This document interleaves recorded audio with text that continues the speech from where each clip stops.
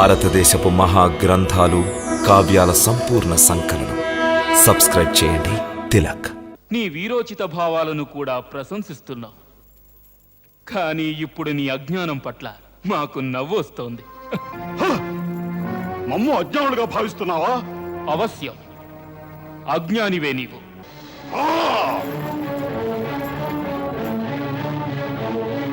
అజ్ఞాన బాలక, మేము నిన్ను మహావీరునిగా భావించాం. మహామూర్ఖుడవు నీవు, మూర్ఖుడవు. నీకు మాలాంటి రాజుతో సంభాషించే విధానం కూడా తెలియదు. మహారాజా కాలయవన, సత్యము మూర్ఖత్వము అనేవి రెండు వేరు వేరు విషయాలు. మేము సత్యాన్ని వచించాం, మరి నీవు దాన్ని మూర్ఖత్వంగా భావిస్తే అందులో మా దోషమేమున్నది?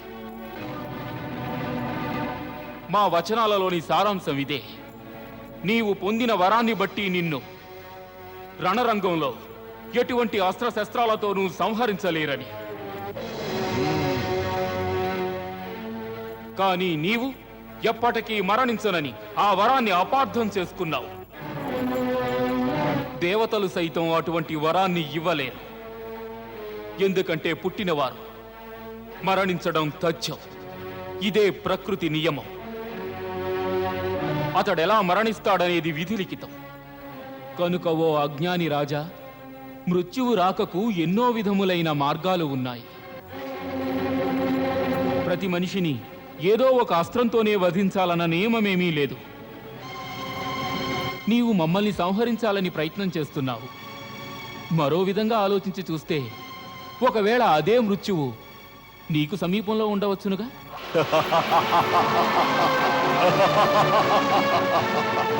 చూడు కృష్ణ, నీవు యుద్ధం చేయడానికి వచ్చావా లేక నీతులు బోధించడానిక? ఇక నీ మాటలు చాలించు. ఈ విధంగా అడ్డదడ్డమైన మాటలు మాట్లాడి నీకు సమీపించిన మృత్యువును కొంతకాలం వరకు అడ్డగించాలనుకుంటున్నావా? అది అసంభవం. ఇక సమయాన్ని వృధా చేయక నీవు ఏ ఆయుధంతో యుద్ధం చేయాలనుకుంటున్నావో చెప్పు. మేము నీతో అదే ఆయుధంతో యుద్ధం చేస్తాం. ఎప్పుడో తెలియజేశాంక యుద్ధం కేవలం కాలయవనుడికి, శ్రీకృష్ణుడికి మాత్రమేనని. కనుక మనకు ఆయుధాలతో ఆవశ్యకత ఏముంది? భళా, ఇవే మగసిరిగల వాని మాటలు. నీ చెంత రథమూ లేదు, ఎటువంటి వాహనమూ లేదు. కనుక మేం కూడా వాహనాన్ని విడనాడి నేల మీద నిలబడే నీతో యుద్ధం చేస్తాం. చూడు, ఆయుధాలను కూడా ఇక్కడే వదిలేస్తున్నాం.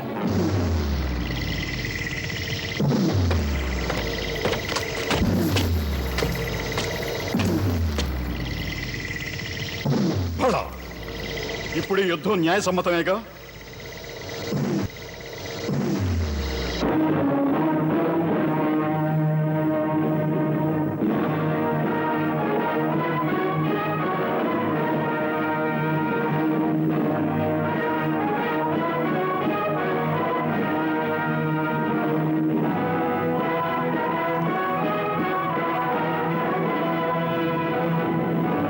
కాదు మహారాజా కాలయవన, ఈ యుద్ధం న్యాయసమ్మతమైంది కాదు.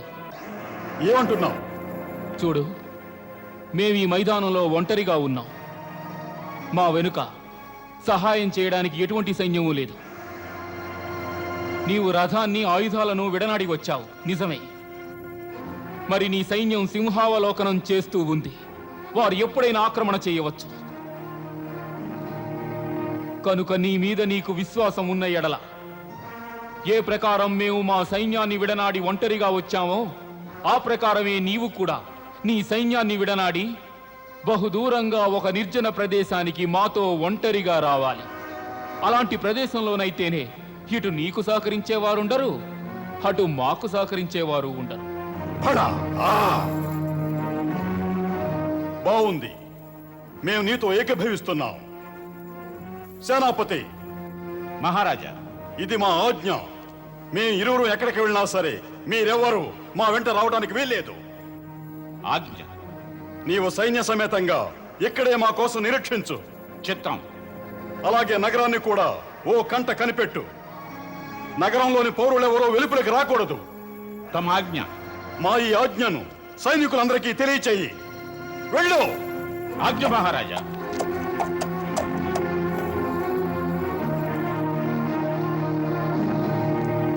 పద, ఎక్కడికి వెళ్ళాలో. మన ఇరువురిని ఏ ఒక్కరూ చూడనటువంటి చోటుకి వెళదాం. శ్రీకృష్ణ పద, ఎక్కడికి వెళ్ళాలో. మన ఇరువురిని ఏ ఒక్కరూ చూడనటువంటి చోటుకి వెళదాం. ఆ, అలాగే.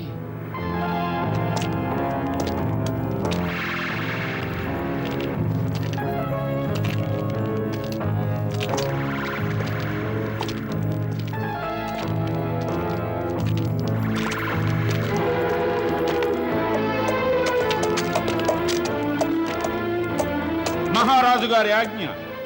వారు కృష్ణునితో యుద్ధం చేసి తిరిగి వచ్చే వరకు మీరందరూ ఇక్కడే ఉండాలి.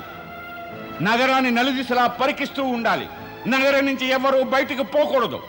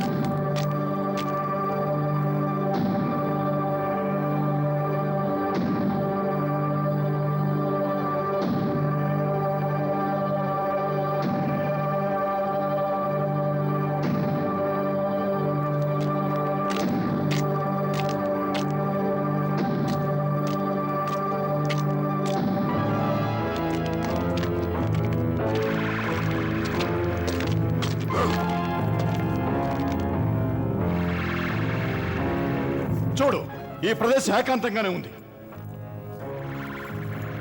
ఏకాంతంగా ఉందా? అయితే పారిపోవలసిందే. ఆ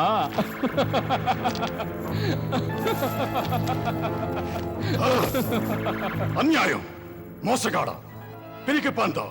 మా కళ్ళు కప్పి నువ్వు తప్పించుకోవాలనుకుంటున్నావా? మా సంగతి నీకు తెలియదు. మా నుంచి తప్పించుకోవడం అసాధ్యం. నిన్ను పట్టుకుంటాం.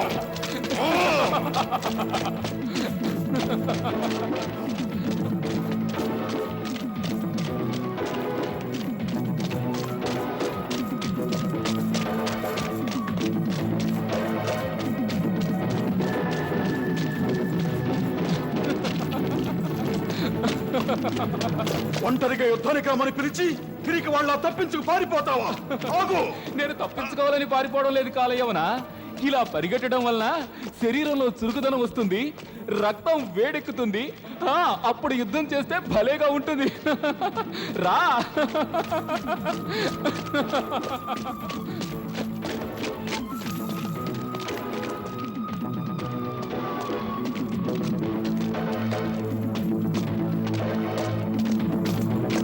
ఇంకా ఎంత దూరం పరిగెత్తాలి? కొంత దూరమే, దగ్గరకు వచ్చేసాం.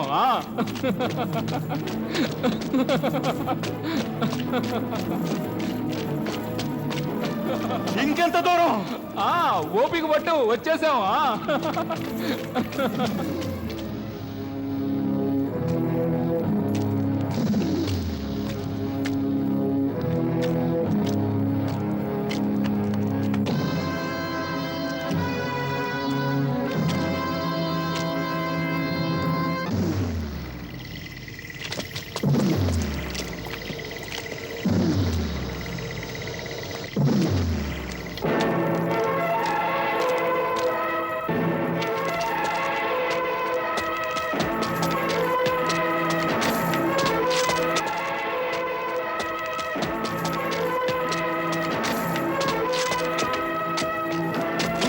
దూరం.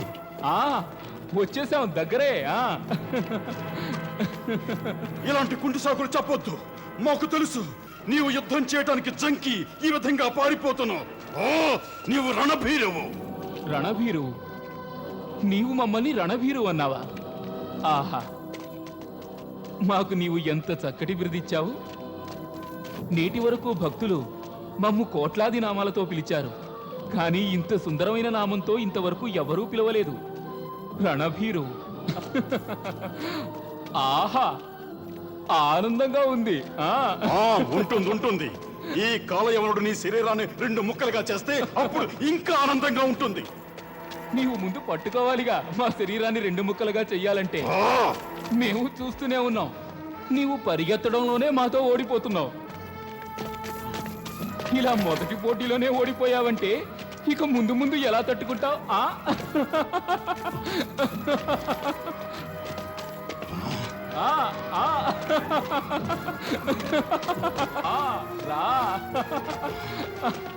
ఒక దోవ సింహం ముందు ఎంతసేపు ఎగరగలదు? సింహం పంజా విసిరితే దోవ నలిగిపోతుంది.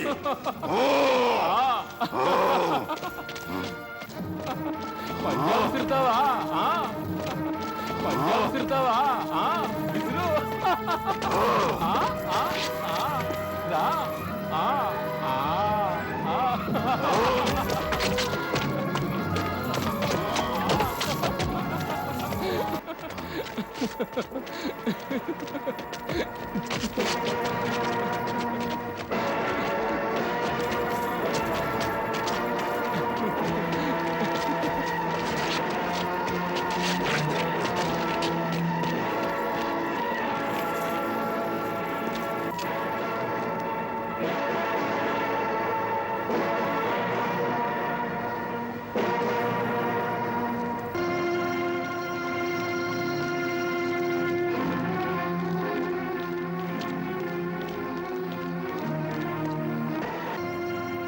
దాక్కున్నావా?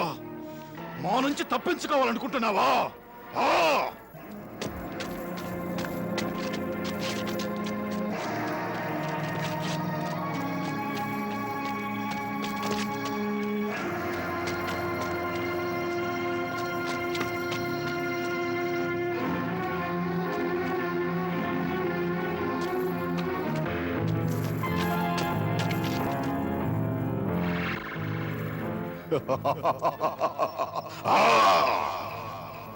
పిరికివాడ, ఈ గుహలో దాక్కున్నంత మాత్రాన మా నుంచి తప్పించుకున్నాననుకుంటే అది నీ భ్రమ. ఈ కాలయవనుడు మహాసింహాలనే ఇటువంటి గుహల్లో చొరబడి వధించాడు. నువ్వు మామూలు మనిషివి. ఇది మా మంచికే జరిగింది. నువ్వే స్వయంగా ఈ అంధకార గుహలో చొరబడ్డా. ఇక బయటికి వచ్చే అవకాశమే ఉండదు.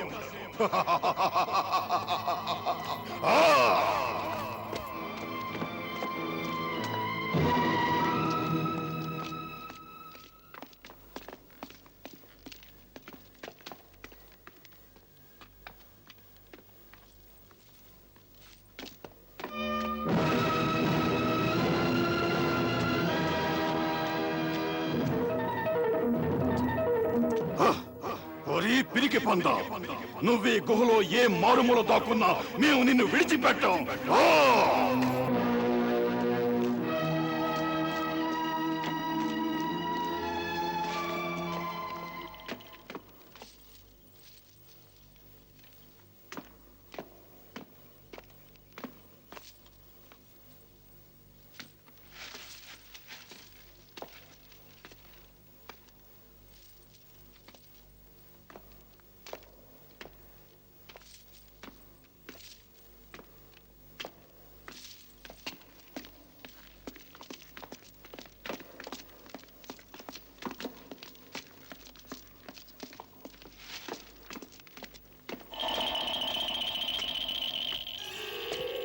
ఈ కాలయవనుడితో తలపడిన మహావీరులే మట్టిలో కలిసిపోయారు. నువ్వు మానించే తప్పించుకోవాలని చూస్తావా?